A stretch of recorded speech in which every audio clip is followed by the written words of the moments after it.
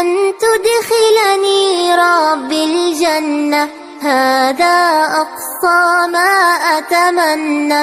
أن تدخلني ربي الجنة، هذا أقصى ما أتمنى. لا حول ولا قوة إلا بك يا ذا القوة يا مولاي. لا حول ولا قوة إلا بك يا ذا القوة يا مولاي.